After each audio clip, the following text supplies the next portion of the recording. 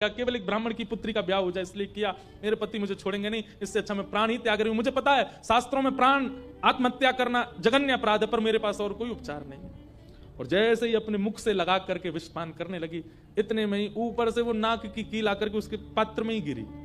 और जैसी खन्न से आवाज हुई, नेत्र खोल करके देखा, भीतर अपने हाथ को डाल करके जैसे निकाला तो वही नाक की कील उसके हाथ में आ गई। वो नाक की कील हाथ में आते ही इतने में ही वो ब्राह्मण का प्रवेश हुआ। प्रवेश होते ही उसने भीतर से किवाड़ लगाई, ढूंढने लगा कहां है, कोई साधन मिले इसको बताता हूं।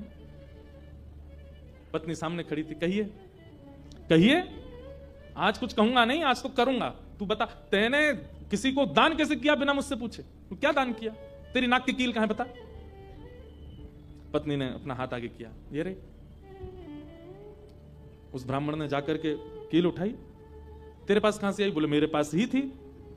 नहीं, ये तेरे पास नहीं है, ये तो मेरे पास वहां रखी है तिजोरी में, भीतर चाबी मेरी यहां डली हुई है, तेरे पास कहां से आई? बोले मेरे पास ही है, अब बहुत दिन से पहनी हुई थी, साफ करने के लिए उतारी थी थोड़ी सी। ऐसा हो ही नहीं सकता है, मैंने इसके बदले मूल्य दिया है एक ब्राह्मण को, और ये मेरी तिजोरी में रखी है, चाबी मेरे पास है।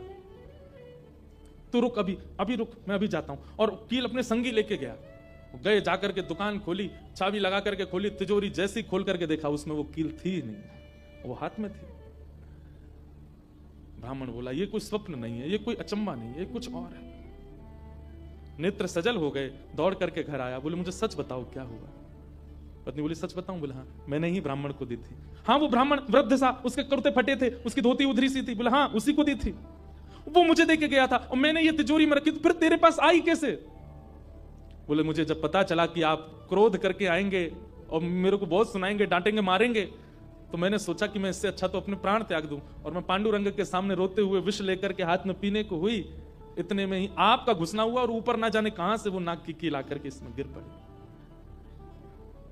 ये किसी और ने नहीं, और वो ब्राह्मण कोई और नहीं, साक्षात पांडुरंगा ही थे, वही आए थे,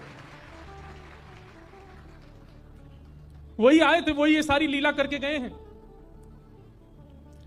मैंने जीवन भर भजन किया, जीवन भर विचार किया, दान करूं, पुण्य करूं, सत्कर्म करूं, यज्ञ करूं, पर आपने मुझे कभी अनुमति नहीं दी। अरे दुनिया के लोग कमाते हैं और दान करते हैं, पर हम कितने भाग्यशाली हैं कि स्वयं पांडुरंगा आए और आकर के हमारे कमाए गए धन को स्वयं लेकर के दान करवा के गए, ब्राह्मण बन के स्वयं अपने हाथ में लेकर के गए। ये आप पर और मुझ पर कृपा है। उसी समय ब्राह्मण ने मन में सोचा, मैंने जीवन में एक कार्य भी अच्छा नहीं किया, मैंने जीवन में एक कृत्य भी ऐसा नहीं किया जिससे ठाकुर जी मुझसे प्रसन्न हो, लेकिन मैं इतना अधम, इतना पापी, इतना दुष्ट, इतना अयोग्य